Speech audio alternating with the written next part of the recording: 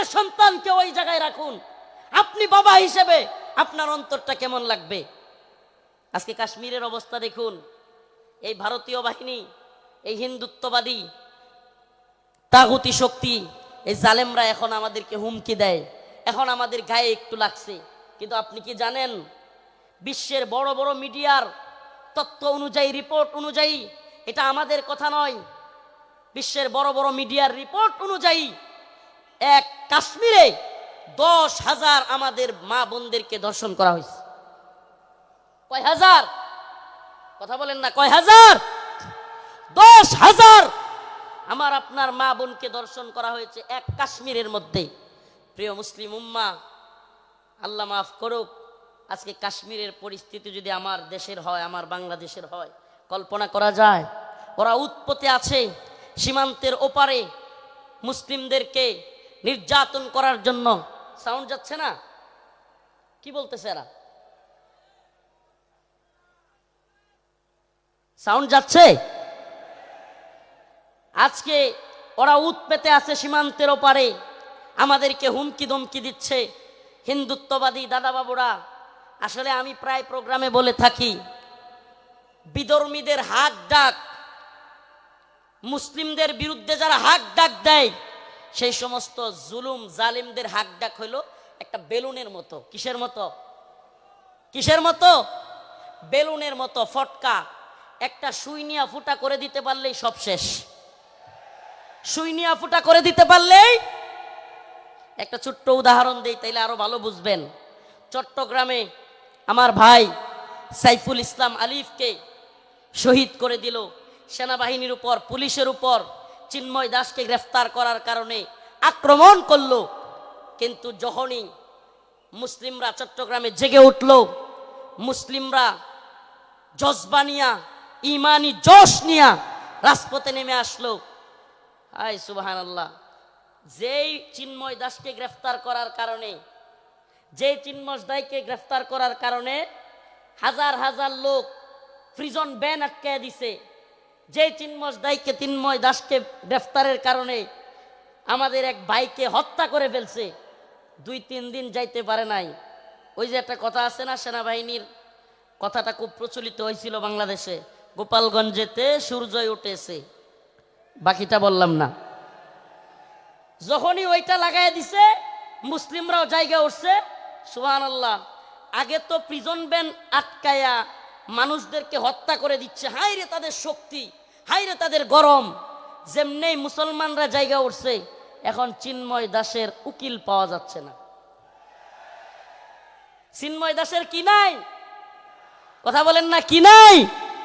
সুবহানাল্লাহি ওয়া বিহামদিহি, সুবহানাল্লাহি ওয়া বিহামদিহি।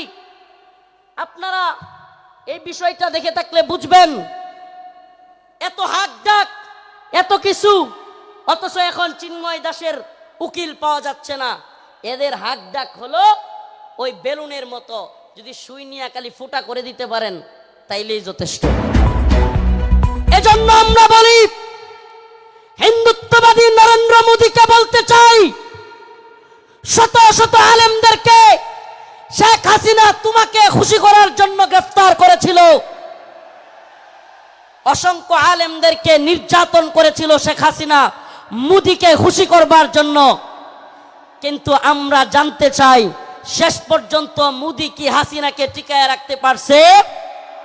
পারছে? কেন পারে নাই? কারণ এদের হাত ডাক এটা বেলুনের মতো। মুসলমানরা জায়গা গেলে পৃথিবীতে কোনো জালেম টিকতে পারে নাই। শুধু জালেম হাসিনা যায় নাই, আল্লাহ পাক হাসিনাকে পালায়া যাওয়াদের রোল মডেল বানায় দিছে।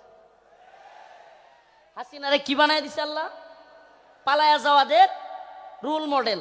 বাশার আল আসাদ পালাইছে, মিডিয়ার নিউজ বলতেছে হাসিনা যেমন শেষ 40 মিনিটের একটা ভিডিও বার্তা দিতে চাইছিল, বাশারও নাকি বার্তা দিতে চাইছিল, দিতে পারে নাই। মানে রোল মডেল হয়ে গেছে গা হাসিনা। এখন পালায়া যাওয়াদের কি রোল মডেল। এখন কেউ পালায়া গেলে সবাই বলবে হাসিনা মডেলে পালাইছে। কোন মডেলে? কথা বলেন না, কোন মডেলে? আফসোস লাগে, পরিতাপের বিষয়, কষ্টের বিষয়।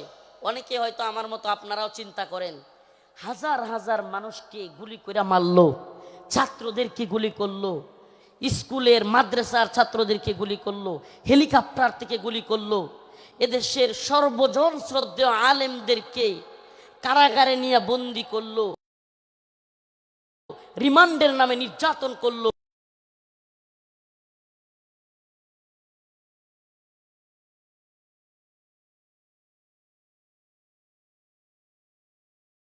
জুলুম করলো।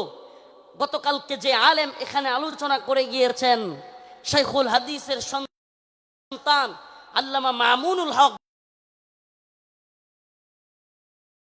দামাত বারকাতুহুমকে দাড়ি ধরে টানাটানি করলো। এদেশের সর্বজন শ্রদ্ধেয় বুজুর্গ আলেম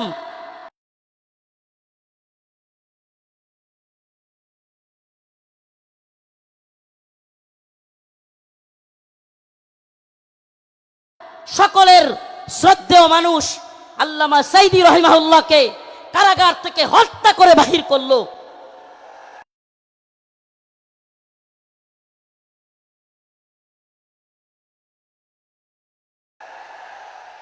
এত কিছুর পরেও এই নেত্রী আর এই দলের পক্ষে মানুষ থাকে কেমনে? প্রশ্ন আসে না? প্রশ্ন আসে কি আসে না? যে হাজার হাজার ছাত্রদেরকে গুলি করে মারলো, ছোট ছোট বাচ্চাদেরকে হেলিকপ্টার থেকে গুলি করলো, আলেমদেরকে জেলে নিল, রিমান্ডে নিল, ফাঁসি দিল, আলেমদেরকে দেশের সর্বজন শ্রদ্ধেয় আলেমদেরকে কারাগার থেকে হত্যা করে বাহির করলো। আমাকে ব্যক্তিগতভাবে আমাকে জুব্বা টেনে হিচড়ে ডিবি হারুনের নেতৃত্বে, এটা সবাই জানেন, জুব্বা খোলা হলো, আমার পরনের লঙ্গি খোলা হলো, এগুলো খুলে মহিলা দিয়া জড়ায়া দইরা ছবি ভিডিও তোলা হলো। অসংখ্য আলেমের নির্যাতনের নিপীড়নের গল্প শুনলে গা শিউরে উঠবে, যৌনাঙ্গে পর্যন্ত চাপ দিল আলেমদের। এত কিছুর পরেও এই নেত্রী যে তার কর্মীদেরকে রাইখা পালায়, তার পক্ষে কিভাবে লোকেরা থাকে? প্রশ্ন আসে না? আল্লাহ পাক এদের অন্তরের মধ্যে সিলমোহর মেরে দিছে, আল্লাহ পাক এদের কানের মধ্যেও সিলমোহর মেরে দিছে, আল্লাহ পাক এদের চোখের উপরে পর্দা ফেলে দিয়েছে। এরা সেই হাসিনা সরকারের আমলের এত নির্যাতন নিপীড়ন দেখেও দেখবে না। যেমন নির্লজ্জ বেহায়া তার নেত্রী, এমন নির্লজ্জ বেহায়া কর্মী, যেমন নির্লজ্জ বেহায়া তার নেত্রী, যে কিনা ছোট ছোট বাচ্চাদেরকে হত্যা করে, হেলিকপ্টার থেকে গুলি করে। এরপরেও প্রশ্ন এটা হইতে পারে যে আপনি কোন অপরাধ করেন নাই, আমাকে এমন একটা অপরাধ দেখান। ও প্রিয় মুসলিম উম্মাহ, বাংলাদেশের বাইতুল মুকাররমে হেফাজতে ইসলামের আন্দোলনে হাসিনার পুলিশ বুট পইরা জুতা পইরা দেশের জাতীয় মসজিদে আলেমদেরকে গুলি করে নাই? এর চাইতে জঘন্য আর কি হইতে পারে? আপনি কোনটা করেন নাই বলেন? আমাদেরকে তাহাজ্জুদের আর এই কোরআন তিলাওয়াতের গল্প শোনায়া আপনি কোন আকামটা করেন নাই? প্রিয় মুসলিম উম্মাহ, যশোরবাসী, এই মেসেজ যশোরের মুসলমানদের জন্য নয়, এই মেসেজ আজকের এই আলোচনা আমার এই দেশবাসীর জন্য আমি রেখে যেতে চাই।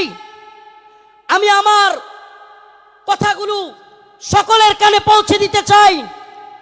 ও প্রিয় উম্মাহ, প্রিয় জাতি, আমরা চেয়েছি আমাদের অন্তর থেকে, আমাদের ছাত্ররা, আমাদের শিক্ষকরা, আমাদের কলামিস্ট, বুদ্ধিজীবী, মুফতি, বক্তা, ছাত্র, সকল শ্রেণী পেশার মানুষ, আমরা চেয়েছি আল্লাহ পাক হাসিনাকে এই ভূখণ্ড থেকে, আমাদের উপর থেকে, জুলুম থেকে বাঁচাক।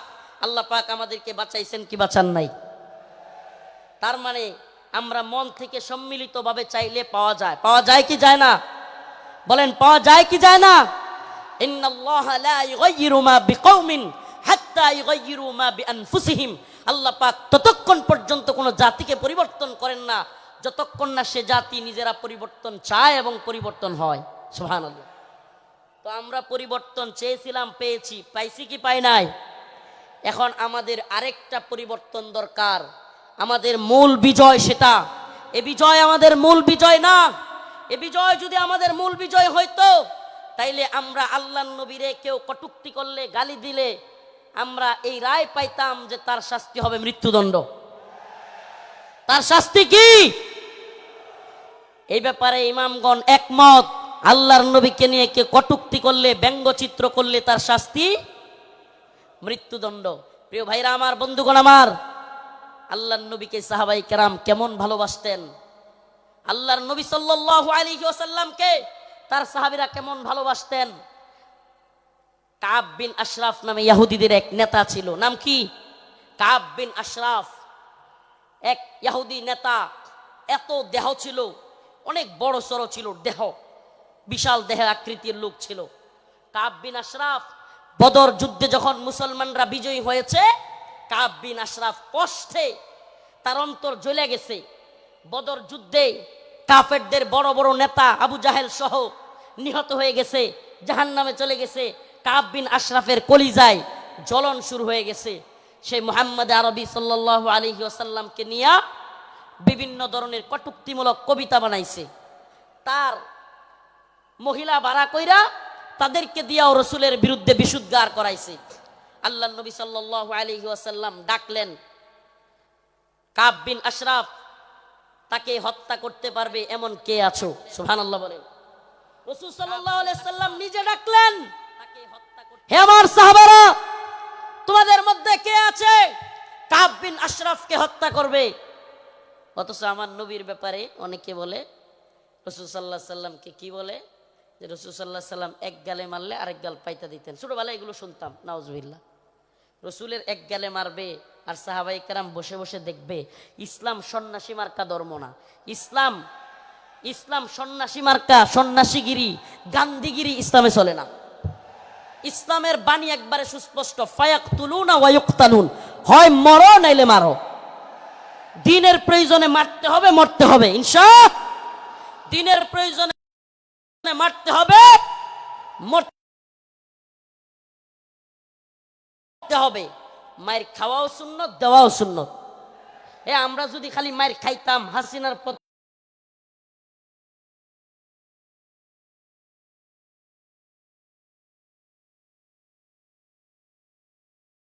তো মাঝে মাঝে পিটানো দেওয়া লাগছে, কথা কয় না? যারা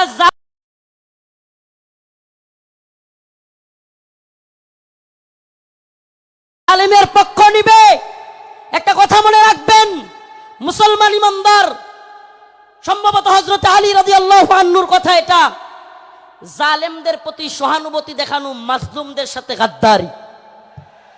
আবারও বলছি, জালেমদের প্রতি উদারতা দেখানো মাজলুমদের সাথে গাদ্দারি। মাজলুমদের সাথে গাদ্দারি করা যাবে? কাব বিন আশরাফ আল্লাহর নবীর নিয়ে কটূক্তি করে। রাসূল সাল্লাল্লাহু আলাইহি সাল্লাম বললেন, তোমাদের মধ্যে কে আছে যে কাব বিন আশরাফকে হত্যা করবে? আল্লাহর নবীর এক সাহাবী মুহাম্মদ বিন মাসলামা দাঁড়ায় গেলেন, ইয়া রাসূলুল্লাহ আতুহিব্বু আন তাকতুলাহু, ইয়া রাসূলুল্লাহ, আমি একটু তার সাথে গল্প করব, বানায় সিনায় গল্প করব আর কি, তার একটু খুশি করব। অনুমতি দিলাম। রাসূলুল্লাহ সাল্লাল্লাহু আলাইহি ওয়াসাল্লাম আশরাফের কাছে গেলেন। কাব বিন আশরাফের কাছে গিয়ে আল্লাহর নবীকে নিয়ে যেহেতু বলে আসছেন, একটু গল্প করবেন বানায়া সিনায়া।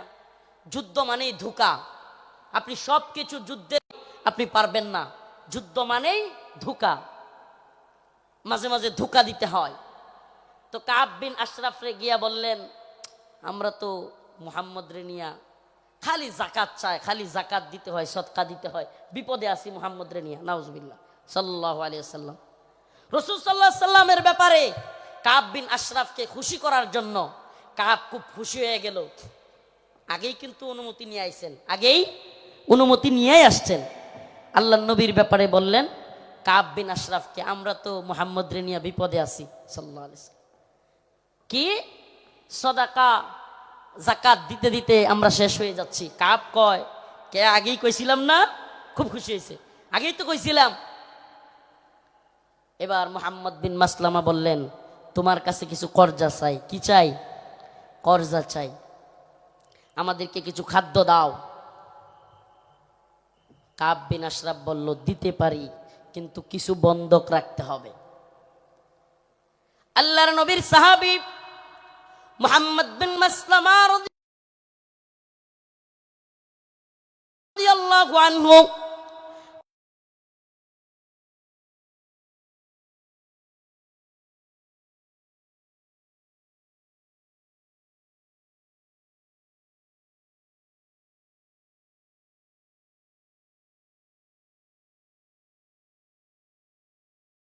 আল্লাহর নবীকে বলে এসেছেন, ও পয়গম্বর, ও আমার প্রিয় হাবিব, আমি অবশ্যই অবশ্যই কাব বিন আশরাফকে কতল করব, তবে আমাকে অনুমতি দেন আমি যেন কাব বিন আশরাফের সাথে খুশ গল্প করতে পারি। আল্লাহর নবী বললেন, অনুমতি দেয়া হলো। কাব বিন আশরাফকে মুহাম্মদ বিন মাসলামা রাদিয়াল্লাহু থেকে বেশি বেশি সাদাকা আর যাকাত নিচ্ছেন। এমত অবস্থায় আমরা তো ফতুর হয়ে যাচ্ছি, কি করা? মুহাম্মদ বিন রাখতে হবে। দিতে পারি, তবে শর্ত হলো কিছু বন্ধক রাখতে হবে। মুহাম্মদ বিন মাসলামা রাদিয়াল্লাহু আনহু বললেন, ঠিক আছে, কি বন্ধক চাও?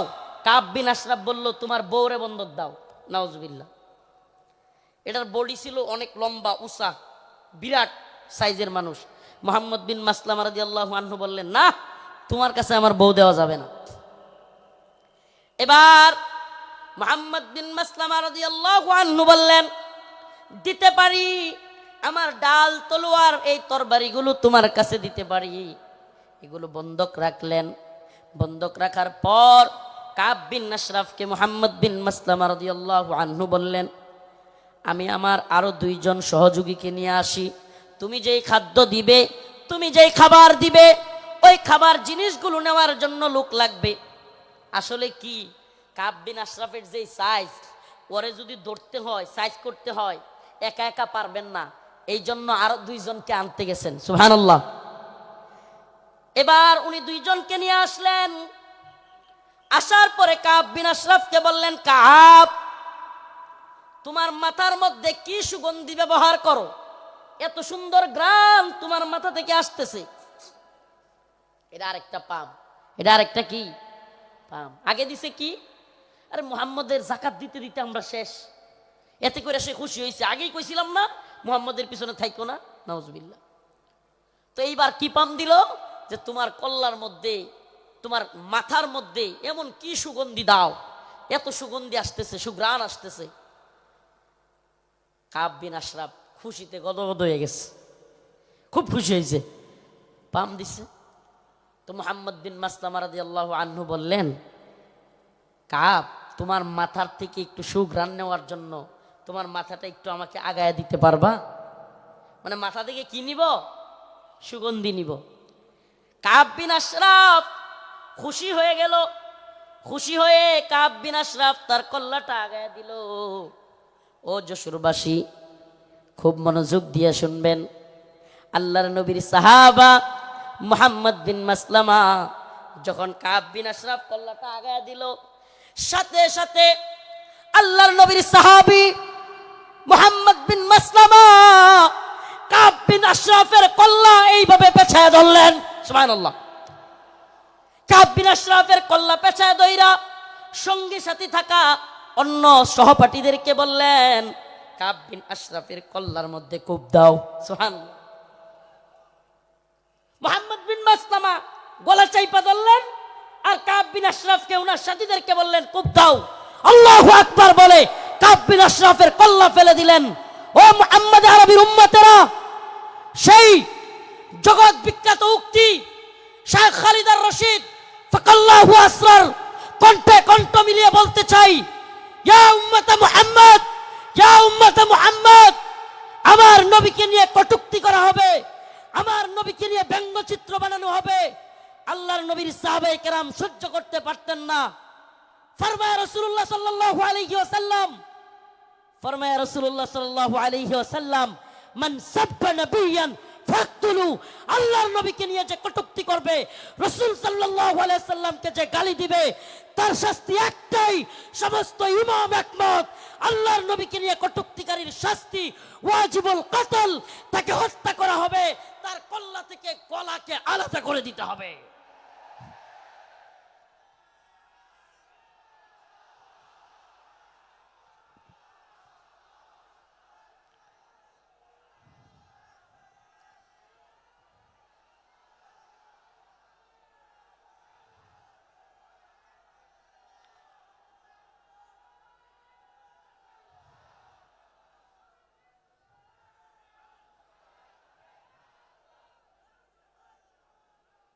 হে প্রিয় জাতি, হে প্রিয় মুসলিম উম্মাহ, তোমাদের এই জাগরণ প্রমাণ করে দিয়েছে 2024-এর 5ই আগস্ট প্রমাণ করে দিয়েছে যৌবন যার যুদ্ধে যাবার সময় তার। যুবকরা দেখিয়ে দিয়েছে হাসিনার লাফালাফি আর কাদেরের পালাবো না। কোথায় কাকা? পালাবো না কোথায়? এত দাম্ভিকতা, এত অহংকার ভালো না। এত দাম্ভিকতা, এত অহংকার ভালো না।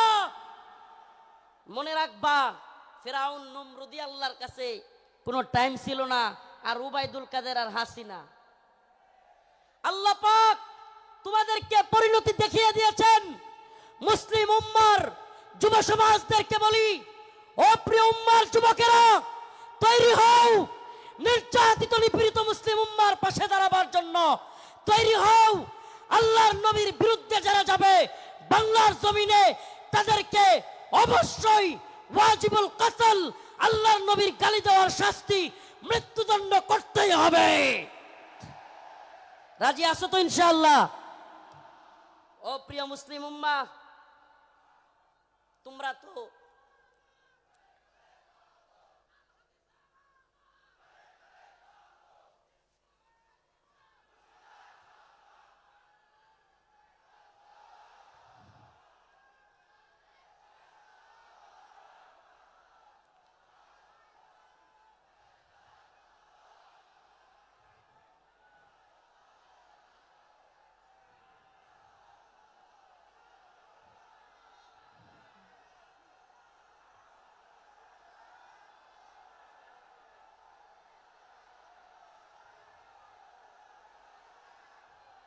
হে প্রিয় মুসলিম উম্মার যুবকেরা, তোমাদের এই দ্বীনি আবেগ, এই দ্বীনি জজবাকে যদি সত্যি বলি, ওয়াল্লাহি বিল্লাহি তাল্লাহি কসম আল্লাহর, এই জজবাকে যদি আমরা কোরআনের পক্ষে কাজে লাগাইতে পারি, তাহলে আর কোনো নতুন সরকার নয়, এই ভূখণ্ডে আমরা কোরআনী শাসন চালু করতে পারবো।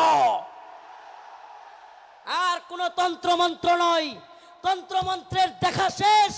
আমরা তো এই স্লোগান দিকে দিকে আজ জানিয়ে দিতে চাই, তন্ত্রমন্ত্রের দিন শেষ, কোরআন সুন্নাহর বাংলাদেশ। বলেন না, তন্ত্রমন্ত্রের দিন শেষ, কোরআন সুন্নাহর বাংলাদেশ। সাবিলুনা সাবিলুনা, তারিকুনা তারিকুনা। স্লোগান আজকে একটু ব্যতিক্রম হবে। আমি বলবো, আল্লাহর জমিনে আল্লাহর আইন বাস্তবায়ন ফরজে আইন। বলতে পারবেন?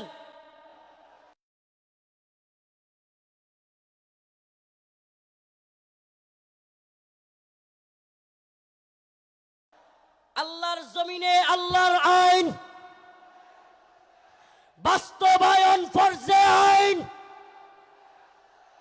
হয়তো শরীয়ত,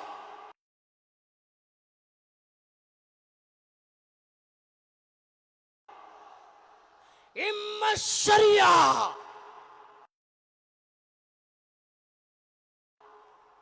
ইম্মা শরিয়া, হয়তো শরীয়ত। হয়তো আমরা শাহাদাত বরণ করব, না হলে ভূখণ্ডে শরীয়ত প্রতিষ্ঠা করব। কালেমার পতাকা দেখলে যেগুলোর জ্বলে, এগুলোরে সাবধান করে দিতে চাই। এ ভূখণ্ডে লা ইলাহা ইল্লাল্লাহর পতাকা উড়বেই, আজ হোক কাল একদিন উড়বেই। ইসাবাতান মিন উম্মতি আহরাজাহুম আল্লাহু মিনান নার, ইসাবাতুন তাগজুল হিন্দা ওয়া ইসাবাতু মা ঈসা ইবনে মারইয়াম। রাসূলের ঘোষণা, এই ভূখণ্ডে হিন্দুত্ববাদী ব্রাহ্মণ্যবাদী তাগুতি শক্তির বিরুদ্ধে, দিল্লির বিরুদ্ধে, হিন্দুত্ববাদীদের বিরুদ্ধে আল্লাহর নবী বলেছেন, মুসলমানদের একটা গজওয়া হবে, গজওয়াতুল হিন্দ হবে। সেই যুদ্ধে মুসলমানরা বিজয়ী হবে। শুধু বিজয়ী ইনশাআল্লাহ।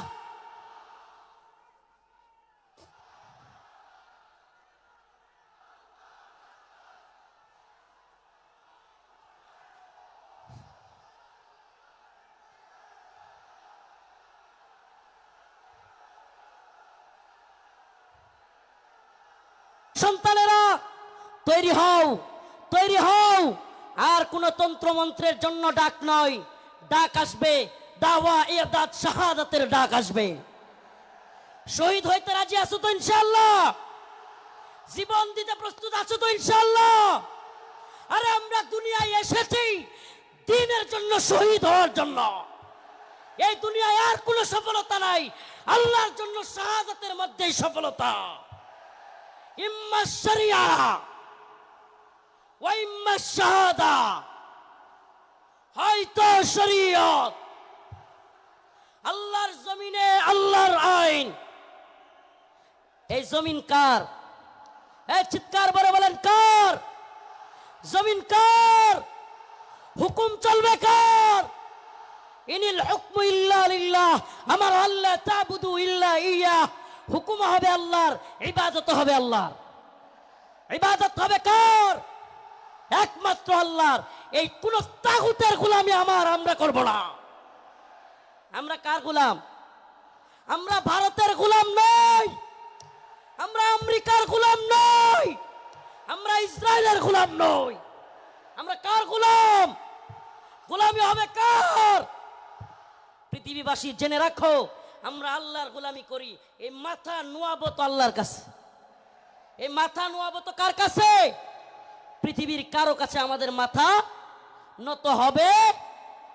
এবার আমার ডকুমেন্টারি তো দেখলেন, শেখুল হাদিস ইবনে শেখুল হাদিসের ডকুমেন্টারি দেখলেন, অন্যান্য আলেমদের ডকুমেন্টারি তো দেখবেন। আমি কিছু মাজলুমদের ডকুমেন্টারি আপনাদের সামনে বলে যাই, কলিজা ফেটে যায়। ও মুসলিম উম্মার প্রিয় যুবক ভাইরা, আপনারা জেনে থাকবেন 2013 সালে শাপলা চত্বর এক ভয়াবহ রাতের সাক্ষী অনেকেই। আপনারা জেনে থাকবেন। প্রিয় বাবাজি, আজকের প্রোগ্রামের আয়োজক সহ সবার এই কথাগুলো মনোযোগ সহকারে শোনা দরকার। আমি আপনাদের সামনে এমন কিছু ব্যক্তিদের কারগুজারি শোনাবো যারা 2013 সালে রাসূলুল্লাহ সাল্লাল্লাহু আলাইহি ওয়াসাল্লামকে যারা কটূক্তি করেছিল, আল্লাহর নবীকে নিয়ে যারা ব্যঙ্গচিত্র বানিয়েছিল, আল্লাহ এবং তার রাসূলের বিরুদ্ধে যারা কথা বলেছিল, যেই কারণে হেফাজতে ইসলাম শাপলা চত্বরে যেতে বাধ্য হয়েছিল, সেই সমস্ত নরপিশাচ, সেই সমস্ত কুখ্যাত শাতেমে রাসূল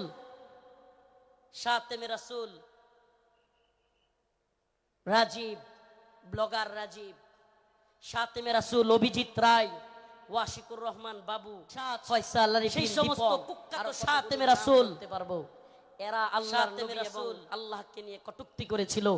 আম্মা জানকে নিয়ে কটূক্তি ব্লগার রাজীব, মনে আছে আপনাদের? শাতেমে রাসূল অভিজিৎ রায়, 2013 সালে ব্লগার রাজীব, সেই অভিজিৎ রায়, ফয়সাল বিন দীপন, ওয়াশিকুর রহমান বাবু, আল্লাহ ব্লগার কটূক্তি করেছিল। নাজিমউদ্দিন সামাদ, আরো অনেকগুলো কুখ্যাত শাতেমে রাসূল অভিজিৎ রায়, 2013 প্রিয় মুসলিম রাজীব, অভিজিৎ রায়, ফয়সাল বিন দীপন, ওয়াশিকুর রহমান বাবু, কথা না বলি ব্লগার কটূক্তি করেছিল। নাজিমউদ্দিন সামাদ, আরো অনেকগুলো কুখ্যাত শাতেমে রাসূল অভিজিৎ রায়, অভিজিৎ রায়, রাজীব, অভিজিৎ রায়, ফয়সাল বিন দীপন, ওয়াশিকুর রহমান বাবু, কথা না বলি ব্লগার করেছিল। নাজিমউদ্দিন সামাদ, অনেকগুলো কুখ্যাত শাতেমে রাসূল অভিজিৎ রায়, সাথে তাদেরকে দেখা অভিজিৎ রায়, রাজীব, অভিজিৎ রায়, ফয়সাল বিন দীপন, ওয়াশিকুর রহমান বাবু, কথা না বলি ব্লগার করেছিল।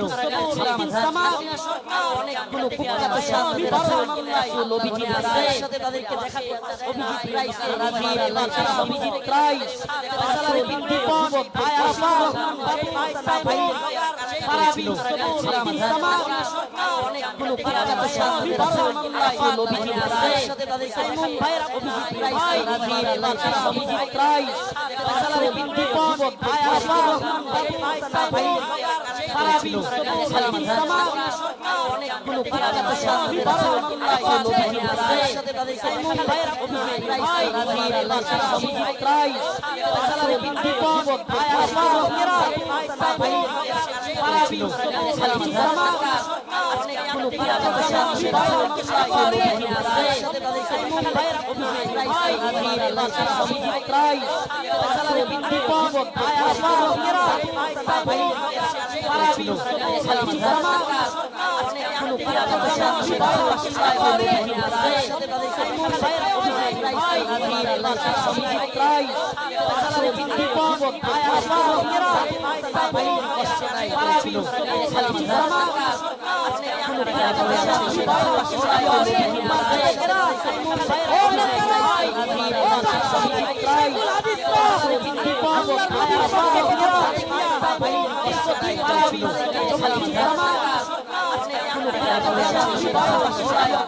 এখন ওই ভাইগুলো মুক্তি পাচ্ছে না। ও প্রিয় মুসলিম উম্মার যুবকেরা, আমি জানতে চাই, এরা যদি আমাদের কাউকে জঙ্গি ট্যাগ দিয়া দেয়, এরা যদি আমাদের কাউকে মৌলবাদী ট্যাগ দিয়া দেয়, এরা যদি আমাদের কাউকে রাজাকার বলে ট্যাগ দিয়া দেয়, তাহলে কি আমরা তাদেরকে ভুলে যাব? আমার কথা বুঝতেছেন? জালেমদের একটা কূট কৌশল হলো আলেমদের নামে ট্যাগ দেওয়া, নেম কিলিং, এটাকে বলে নেম কিলিং, ট্যাগ দেওয়া। আল্লামা সাঈদী রাহিমাহুল্লাহকে কষ্ট নিয়ে বলতে হচ্ছে, যখন তিনি জীবিত আমাদের অনেক আলেম ওনাকে নিয়ে কথা বলার সাহস করে নাই, ওনার পক্ষে কথা বলে নাই। কেন বলে নাই? কারণ ওনাকে রাজাকারের মামলা দেওয়া হয়েছে। এখন আমরা যদি ওনার পক্ষে কথা বলি, তাইলে আমাদেরকেও না জানি রাজাকারের মামলা দিয়ে দেয়। আল্লামা জসিমউদ্দিন রহমানী দামাত বারকাতুহুম হুজুর কারাগারে থাকতেও উনাকে নিয়েও অনেকে কথা বলে নাই। কেন? কারণ উনার পক্ষে কথা বললে জঙ্গিবাদী মামলা দিয়ে দিবে। আল্লাহর কসম করে বলি, খুদার কসম করে বলি, আমাদেরকে রাজাকার বলো, জঙ্গিবাদী বলো, মৌলবাদী বলো, আর যাই বলো, আমরা মাজলুমদের পক্ষে কথা বলবোই, বলেই যাব। রাজি আছেন তো ইনশাআল্লাহ? আল্লামা সাঈদী রাহিমাহুল্লাহ চলে গিয়েছেন, জসিমউদ্দিন রহমানী হাফিজাহুল্লাহ বের হয়ে গিয়েছেন, কিন্তু ও আদ-দ্বীনের মুসলমানেরা, আজকের এই যশোরের লাখো জনতা, প্রিয় উম্মাহ, আজকের এই মিডিয়ার মাধ্যমে, সবকিছুর মাধ্যমে আমি জানাতে চাই, আমার ভাইরা আল্লাহর নবীর পক্ষে লেখালেখি করতে গিয়া যারা মামলা খেয়েছে, ফাঁসির রায় লেগে গেছে, আমরা কি তাদের মুক্তি চাই? মুক্তি চাই। আমার ভাইদেরকে 2-3টা করে ফাঁসির রায় দিয়ে বন্দি করে রেখেছে হাসিনা।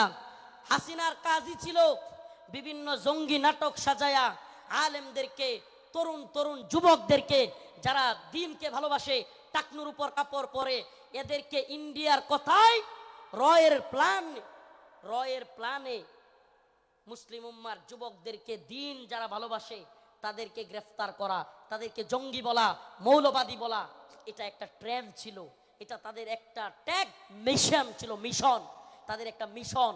এই মিশন আমরা পা দিতে পারি না। আমরা আমাদের ভাইয়ের মুক্তি চাইবই, ঠিক আছে তো ইনশাআল্লাহ? সবাই মুক্তি চান তো ইনশাআল্লাহ? আমার প্রিয় ভাইদের মুক্তির ব্যবস্থা করা হোক, দ্রুত মুক্তি দেয়া হোক। যদি তারা মুক্তি না পায়, খুদার কসম করে বলি, এত বড় বড় বক্তা, এত যশ খ্যাতি মূল্যহীন, মূল্যহীন, মূল্যহীন। আমরা যদি মাজলুমদের পাশে দাঁড়াতে না পারি, আজকের আলোচনার বিষয় এটাই, ওমা লাকুম লা তুকাতিলুনা ফি সাবিলিল্লাহ ওয়াল মুস্তাদাফিনা মিনার রিজাল ওয়ান নিসাই ওয়াল উইলদানিল্লাযীনা يقولون ربنا أخرجنا من هذه القرية الظالم أهلها واجعل لنا من لدنك وليا واجعل لنا من لدنك نصيرا الله رب العالمين বলেন, وما لكم لا تقاتلون في سبيل الله, তোমাদের কি হয়ে গেল? তোমরা আল্লাহর পথে কিতাল করতেছো না, যুদ্ধ করতেছো না। জিহাদ বললে অনেকে অপব্যাখ্যা করে, নফসের জিহাদ, এটা সেটা অনেক অপব্যাখ্যা করে। কারণ কি? কারণ আল্লাহ বলছেন কুতিবা আলাইকুমুল কিতাল ওয়া হুয়া কুরহুল লাকুম। কারণ আল্লাহ পাক জানতেন জিহাদের ব্যাপারে অনেকের অ্যালার্জি থাকবে, অনেকে অপছন্দ করবে। আমাকে বলেন, আল্লাহ পাক যখন কোরআনে কারীম নাজিল করেছেন, আল্লাহর রাসূল কি জিহাদকে অপছন্দ করতেন? হ্যাঁ, সাহাবায়ে কেরাম অপছন্দ করতেন। তাহলে এই আয়াত কাদের জন্য? কুতিবা আলাইকুমুল কিতাল ওয়া হুয়া কুরহুল লাকুম, এই আয়াত কাদের জন্য? আল্লাহ পাক জিহাদকে, যুদ্ধকে ফরজ করেছেন দ্বীনের জন্য, অথচ তোমরা তা অপছন্দ করবে, অপছন্দ করো। আল্লাহ বলেছেন তোমাদের অনেক জিনিস আছে অপছন্দ, কিন্তু হুয়া খায়রুল লাকুম, সেটার মধ্যে কল্যাণ আছে। আমার তো মনে হয় আল্লাহ পাক, আমার মনে হয় না, এটাই তাফসীর, এটাই ব্যাখ্যা, যে আল্লাহ পাক সেই সমস্ত লোকদেরকে উদ্দেশ্য করে বলেছেন যারা জিহাদকে অপছন্দ করবে। সাহাবাই কেরাম জিহাদকে অপছন্দ করতেন না, আল্লাহর নবী আল্লাহর দ্বীনের পক্ষে জিহাদকে অপছন্দ করতেন না। যারা অপছন্দ করে তাদের জন্য এই কথা। অথচ দিকে দিকে মাজলুম, ওমা আলাকুম লা তুকাতিলুনা ফি সাবিলিল্লাহ, তোমাদের কি হয়ে গেল, তোমরা আল্লাহর পথে যুদ্ধ করতেছ না।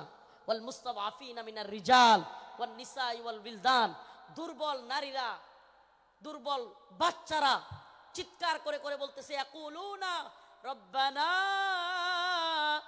আখরিজনা, আয় আল্লাহ আপনি আমাদেরকে বের করেন, মিন হাদিহিল ক্বরিয়াতিজ যালিমি আহলুহা, এই ভূখণ্ডের মানুষরা বড় জালেম, ওয়াজআল লানা মিন লাদুনকা ওয়ালিয়া, আপনি আমাদের জন্য অভিভাবক পাঠান, ওয়াজআল লানা মিন লাদুনকা নাসীরা, আপনি আমাদের জন্য সাহায্যকারী পাঠান। মাজলুমদের সাহায্যকারী হইতে রাজি আছি তো ইনশাআল্লাহ? মাজলুমদের সাহায্যকারী হইতে রাজি আছি তো ইনশাআল্লাহ? তাইলে আজকে থেকে ইসরায়েলি পণ্য বয়কট, রাজি আছেন তো ইনশাআল্লাহ? আজকে থেকে যে সমস্ত মাজলুমরা রসুলের পক্ষে লিখতে গিয়ে, বলতে গিয়ে, আমার ভাই ফারাবি, আমার ভাই আরাফাত, সাইমুম, আমি আমার ভাই বলতেছি, পারলে আমারে মামলা দিয়ে দে, আমার যায় আসে না। তাদের সাথে আমারে মামলা দিয়ে দিলে আমার যায় আসে না, এরা আমাদের ভাই। আমরা অনেকেই সেই গাজী ইলমুদ্দিনের গল্প বলি, ভারতে রঙ্গিলা রাসূল বই লিখেছিল, নাউজুবিল্লাহ, সেই গল্প বলতে পছন্দ করি। কিন্তু বাংলাদেশের গাজী ইলমুদ্দিনরা 2-3টা করে ফাঁসির রায় নিয়ে কারাগারে পড়ে আছে, সেই খবর আমরা কেউ রাখি না। প্রিয় ভাইরা আমার, বন্ধুগণ আমার, মাজলুম উম্মার পক্ষে দাঁড়াতে হবে। আজকের আমার আলোচনার মূল কথা, মাজলুম উম্মার পাশে দাঁড়াতে, মাজলুম উম্মার পাশে দাঁড়াতে। ইন্নামাল মুমিনুনা ইখওয়া, মুমিন মুমিনের ভাই। আমার অন্য মুমিন ভাই কষ্ট পেলে আমার অন্তরে আঘাত আসবে। এদেশের কোন আলেমকে আল্লাহ না করুক জাতীয় আন্তর্জাতিক চক্রান্তের কারণে নতুন করে কেউ যদি, কোন জালেম যদি এদেশের কোন আলেমকে আবারও জুলুম করতে চায়, আবারও যদি শেখুল হাদিস আল্লামা মামুনুল হককে, শেখুল হাদিস আল্লামা মামুনুল হক সহ, মুফতি আমির হামজা সহ, মুফতি হারুন ইজহার, এদেশের অনেক বক্তা যারা কিনা কারাগারে ছিল, আবারও যদি সেই সমস্ত আলেমদেরকে কেউ গ্রেফতার করবার দুঃসাহস করে, জাতীয় আন্তর্জাতিক চক্রান্তের কারণে আবারও যদি আলেমদের দিকে কেউ চোখ তুলে তাকায়, কেউ যদি হাত তোলার সাহস করে, সেই হাত ভেঙ্গে গুড়িয়ে দেওয়ার হিম্মত আছে তো মুসলমান? আছে তো ইনশাআল্লাহ? জাতীয় আন্তর্জাতিক চক্রান্ত চলছে।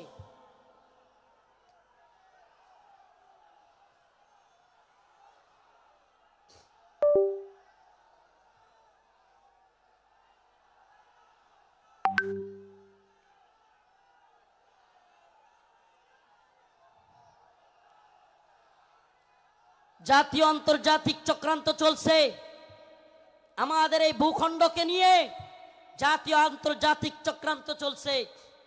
এই চক্রান্তের ডালপালা গভীরে আমরা জাতি হিসেবে সজাগ থাকব। একটা কথা মনে রাখবেন, আগামীকালকে আপনার ঘরে চুরি অথবা ডাকাতি হবে, আপনি যদি আগে ভাগে জানতে পারেন, তাইলে আপনি ডাকাতকে কিভাবে আটকাইতে হবে এটা আপনি আরামসে বুঝে যাবেন। সজাগ থাকা খুব জরুরি। আগামীকালকে ডাকাত আপনার বাড়িতে হামলা করবে, যদি ডাকাতকে নিজে সামলাইতে না পারেন, প্রয়োজনে আগামীকালকে আসবে জানলে প্রয়োজনে মাইকিং করবেন, ঠিক কি ঠিক না? প্রয়োজনে কি করবে? মাইকিং করে হইলেও ডাকাত আটকাবে। তো যদি আমরা জানি আমাদের বিরুদ্ধে চক্রান্ত হচ্ছে, হিন্দুত্ববাদী ভারত আমাদের বিরুদ্ধে চক্রান্ত অব্যাহত রেখেছে, এমনকি আমরা শুনতে পাই বর্তমান উপদেষ্টা কমিটিতেও ভারতীয় দালালরা বসে গেছে। এ কথা আমরা শুনতে পাই, বর্তমান উপদেষ্টা কমিটিতে ভারতীয় দালাল ঢুকে গেছে। আমাদের বক্তব্য স্পষ্ট, মোমেন এক গর্তে দুইবার পা দেয় না। মোমেন এক গর্তে দুইবার পা। আমরা আর দুখা খেতে চাই না। আমরা আর কোন জালেমদেরকে, ইন্ডিয়ার গোলামদেরকে বাংলার ক্ষমতার মস্তদে দেখতে চাই না। মাওলানা আব্দুল হামিদ খান বাসানী বলেছিলেন, পিন্ডি ছেড়েছি দিল্লির গোলামের জন্য নয়। কথাটা মনে আছে আপনাদের? রাওয়ালপিন্ডি পিন্ডি পিন্ডি ছেড়েছি দিল্লির গোলামির জন্য নয়। অর্থাৎ পাকিস্তানের পিন্ডি ছেড়েছি ভারতের দিল্লির গোলামির জন্য নয়। আমি বলি পিন্ডি ছেড়েছি, দিল্লি ছেড়েছি ওয়াশিংটনের গোলামির জন্য নয়। আমরা ওয়াশিংটনের গোলামি করব না। আমরা সমস্ত জাতীয় আন্তর্জাতিক চক্রান্তকে মোকাবেলা করে আমরা স্বাধীন চেতা, আমরা মুসলমান, আমরা স্বাধীন ভূখণ্ডে স্বাধীনভাবে বসবাস করতে চাই। আমরা কোরআন সুন্নাহ অনুযায়ী রাষ্ট্র ব্যবস্থা চাই। রাজি আছেন ইনশাআল্লাহ? ওয়ালাউ আন্না আহলাল কুরা আমানু ওয়াত্তাকাউ লাফাতাহনা আলাইহিম বারাকাতিম মিনাস সামাই ওয়াল আরদ। সুবহানাল্লাহ। আল্লাহ পাক বলেন, ওয়ালাউ আন্না আহলাল কুরা আমানু ওয়াত্তাকাউ লাফাতাহনা আলাইহিম বারাকাতিম মিনাস সামাই ওয়াল আরদ। আল্লাহ পাক বলেন, যদি জমিনের বাসিন্দারা তাকওয়া অবলম্বন করত এবং আল্লাহর আইন মেনে চলতো, তাহলে আল্লাহ পাক বারাকাতিম মিনাস সামাই ওয়াল আরদ, আসমান এবং জমিনের সমস্ত বারাকা খুলে দিতেন। সুবহানাল্লাহ। আল্লাহ পাক সমস্ত বারাকা খুলে দিতেন। এজন্য আমি স্লোগান ধরেছি, আল্লাহর জমিনে আল্লাহর আইন বাস্তবায়ন ফরজে আইন। এই তন্ত্রমন্ত্রের আইন 5 বছরের জন্য ইসলাম, এটা আমরা চাই না। আমরা চাই আজীবনের জন্য ইসলাম। ইসলাম কি 5 বছরের সীমায় গণ্ডিতে আবদ্ধ? ইসলাম 5 বছরের সীমান্তে আবদ্ধ নয়। ইসলাম 5 বছরের সীমানায় আবদ্ধ না। 5 বছর ভোট দিয়া নির্বাচিত করে ইসলাম কায়েম। 5 বছর গেলে আবার হয়তো সরে যাইতে হবে। দিন ইসলাম, ইসলাম 5 বছরের জন্য সীমাবদ্ধ থাকার জন্য নয়। ইসলাম কায়েম করতে হবে, আল্লাহর জমিনে আল্লাহর আইন বাস্তবায়ন করতে হবে। এটা হবে মুসলিম উম্মার তাড়না, এটা হবে মুসলিম উম্মার প্রেরণা। আমরা হুঁশিয়ার করে দিতে চাই, সাবধান করে দিতে চাই। 2024 সালে হাসিনার পালানোর দৃশ্য দেখা এবং বাংলাদেশে আওয়ামী লীগের অবস্থান দেখা কেউ যদি শিক্ষা না নেন, নতুন করে জুলুম করার চিন্তা ভাবনা, নতুন কইরা কেউ জুলুম করার ভূত কারো মাথায় চাইপা বসে, তাইলে আওয়ামী লীগের পরিণতির জন্য অপেক্ষা করেন। নতুন কইরাও যদি হাসিনার মতো জুলুমের চিন্তা ভাবনা কেউ করেন, আওয়ামী লীগের মতো জুলুম করার খায়েশাত, জালেম হওয়ার ভূত মাথায় চাইপা বসে, সাদাবাজি, টেন্ডারবাজি, দুর্নীতির বোধ, তাইলে বাংলার জনগণ লাথি দিয়া আপনাদের ভূতও তাড়াইয়া দিবে। নতুনদের জন্য এটা একটা হুঁশিয়ারি। 2024 সাল এটা আমাদের গর্বের। 2024 আমাদের গর্বের। আমাদের এই চেতনাকে ধরে রাখতে হবে। প্রিয় যুব সমাজ, আমি আগে ফিলিস্তিনের বিভিন্ন ভিডিও দেখতাম, ফিলিস্তিনের মুসলমানদের ভিডিও দেখতাম। ছোট ছোট বাচ্চা ছেলেরা পাথর নিয়ে ইসরায়েলের ট্যাঙ্কের মধ্যে নিক্ষেপ করতেছে, গোলাল দিয়া ইসরায়েলিদেরকে মারতেছে। সুবহানাল্লাহ। 2024 সালে দেখলাম আমাদের ছোট ছোট বাচ্চারা পুলিশের পেটের মধ্যে গিয়া ঘুষি মারতেছে। সুবহানাল্লাহ বলেন না? এইটা একটা জিনিস অন্তত হইছে, আলহামদুলিল্লাহ। 2024 সালে আমরা এটা অন্তত বুঝছি, যুব সমাজ জেগে উঠলে জালেমের পরিণতি ভয়াবহ। যুব সমাজ জেগে উঠলে জালেমের পরিণতি কি? তো যশোরবাসী, আপনারা কি ঘুমায় গেছেন নাকি জাগ্রত আছেন? হাসিনা ভারতের গোলামি করেছিল, বাংলাদেশকে দিল্লির একটা, কি বলবো এটাকে, অনেকে বলে অঙ্গরাজ্য, আমি বলি অঙ্গরাজ্য না। হাসিনা এটাকে দিল্লির একটা ডাস্টবিন বানাইছিল। দিল্লির ডাস্টবিন মানে দিল্লি আমাদের আম খাবে, আমাদের ইলিশ খাবে, আমাদের সব কিছু নিবে, ট্রানজিট নিবে, আমাদের রেল লাইন নিবে, আমাদের সব কিছু নিবে, আর আমাদেরকে লাশ উপহার দিবে। আমাদেরকে বন্যার পানি দিয়া বাসায়া একের পর এক লাশ উপহার দিবে। এটাকে আপনি ডাস্টবিন না বলে কি বলবেন? এটা কি বন্ধুত্ব? এটা কি বন্ধুত্ব? আমি তো বলি, হাসিনা বিগত 16 বছরে বাংলাদেশের সাথে ভারতের যে সম্পর্ক তৈরি করেছিল, যদিও তাদের নেতারা বলেছে অনেকে স্বামী স্ত্রীর সম্পর্ক, আমরা বলি অবৈধ সম্পর্ক, এটা অবৈধ। এজন্য অবৈধ সম্পর্কের কন্যারে জায়গায় পাঠিয়ে দিছি। আল্লামা সাইদি রহিমাহুল্লাহ বলেছিলেন, এই কথাটা আমার এখনো কানে বাসে, সরকারকে বলবো বেশি তিরিং বিরিং করিও না। বাংলার জনগণ বেশি তিরিং বিরিং করলে এমন এক ফ্লাইং কিক মারবে, মামার বাড়ি দিল্লি গিয়া পড়বা।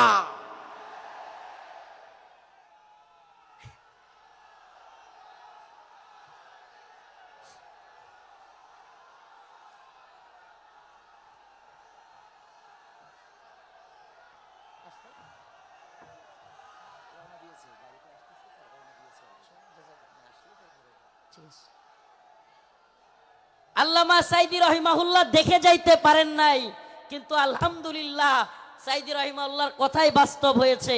বাংলার জনগণ ফ্লাইং কিক মারছে, রান্না করা খাবার খাওয়ারও সময় নাই, রান্না করা খাবার খাওয়ারও সময় নাই। ও প্রিয় মুসলিম উম্মার যুবকেরা, আজকের এই আদ্দিন ফাউন্ডেশন যশোরের আজকের এই অনুষ্ঠান থেকে আমার আখিরি পয়গাম হবে, ও মুসলিম উম্মার যুবকেরা, আমাদেরকে মৌলবাদী বলা হোক, জঙ্গিবাদী বলা হোক, আমাদেরকে রাজাকার বলা হোক, যে কোনো ট্যাগ আমাদেরকে দেয়া হোক, আমরা দ্বীনের পক্ষে ছিলাম, আছি, থাকব। আল্লাহর জমিনে আল্লাহর আইন বাস্তবায়ন হওয়ার আগ পর্যন্ত আমরা থামব না। আমি তো আশাবাদী এই মুসলিম উম্মার জাগরণ। অনেকে বলে হুজুর মাহফিলের প্যান্ডেলে এত মানুষ হইলে লাভ কি? কিছুই তো হয় না। আমি বলি হাসিনার অবস্থা দেখেও বুঝো না? কিছুই হয় না, হয় হাসিনার অবস্থা দেখেও বুঝো না? তোমার কি মনে হয় এই খুঁটা আন্দোলন, এত বিস্ফোরণ, এটা এমনি এমনি হয়ে গেছে? প্রিয় ভাইরা আমার, বন্ধুগণ আমার, একটু যদি আপনি চোখ বুলায়া দেখেন তাইলেই দেখবেন মানুষের মধ্যে 2013 সালের শাপলা চত্বরে নৃশংসভাবে আলেম ওলামাদেরকে, ছাত্রদেরকে গুলি করে মারার সেই যে ভয়াবহ চিত্র অন্তরের মধ্যে, সেটা ছিল কি ছিল না? অসংখ্য আলেমদেরকে গ্রেফতার, রিমান্ডের, নির্যাতনের চিত্র তাদের অন্তরে ছিল কি ছিল না? আল্লামা সাইদি রহিমাহুল্লাহকে কারাগার থেকে হত্যা করে বাহির করার চিত্র, ঢাকায় আল্লামা নূর হোসেন কাসেমী রহিমাহুল্লাহ, আল্লামা সাইদি রহিমাহুল্লাহর জানাজা পড়তে না দেওয়ার দৃশ্য বাংলার যুবকেরা কি ভুলে গেছে? ভুলে যায় নাই। সবগুলো বিষয় একত্রিত হইয়া শেষে যখন সাধারণ ছাত্রদেরকেও গুলি করে হাসিনা মারা শুরু করলো, একটা বিস্ফোরণ ঘটে গেল। ঠিক না? তো বিস্ফোরণ কোত্থেকে শুরু হয়েছে? সেই আগে থেকে এই বিস্ফোরণ শুরু হয়েছে। এজন্য বলি, প্রিয় মুসলিম উম্মাহ, আপনাদের প্রতি আমার আখিরি পয়গাম, ও আদ্দিনের মুসলমান, আজকের এই যশোরবাসী, খুলনাবাসী, সারা বাংলাদেশ থেকে আগত মিডিয়ার মাধ্যমে সারা দেশে যারাই আমার কথাগুলো শুনবেন, আমার একটা পয়গাম, আখিরি পয়গাম আপনাদের প্রতি। ও প্রিয় মুসলিম উম্মাহ, আমাদেরকে দ্বীনের প্রয়োজনে, আল্লাহর জমিনে আল্লাহর দ্বীন বাস্তবায়নের জন্য, কাফের মুশরিকদের মোকাবেলা করবার জন্য, প্রয়োজন হলে দ্বীনের জন্য ময়দানে শহীদ হওয়ার জন্য তৈরি থাকতে হবে। এটা মনে রাখবেন, শাহাদাতের তামান্না। আল্লাহ পাক আমাদেরকে কবুল করুক, মঞ্জুর করুক, বলেন আমিন।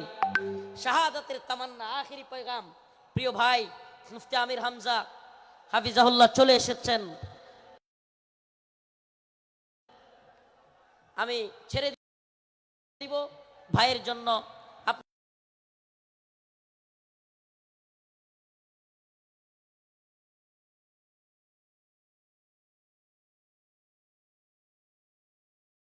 আপনাদের কাছে খাস করে দোয়া চাই, খাস ভাবে দোয়া চাই। নাসরুম মিনাল্লাহ ওয়া ফাতহুন করিব। ওয়াবাশশিরিল মুমিনিন। আসসালামু আলাইকুম ওয়া রাহমাতুল্লাহি ওয়া বারাকাতুহু। নারায়ে তাকবীর, লিল্লাহি তাকবীর। আল কোরআনের আলো, সংসদে জালো, আমার নেতা তোমার নেতা, আল্লাহর আইন চাই, আল্লাহর আইন চাই। আমির হামজার আগমন যশোরবাসীর পক্ষ থেকে, খুলনাবাসীর পক্ষ থেকে, আদ্দিন ফাউন্ডেশনের পক্ষ থেকে নারায়ে তাকবীর। সংগ্রামী তাওহীদি জনতা, আপনারা দেখতে পাচ্ছেন ঐতিহাসিক 3 দিন ব্যাপী তাফসিরুল কোরআন মাহফিলের দ্বিতীয় দিনের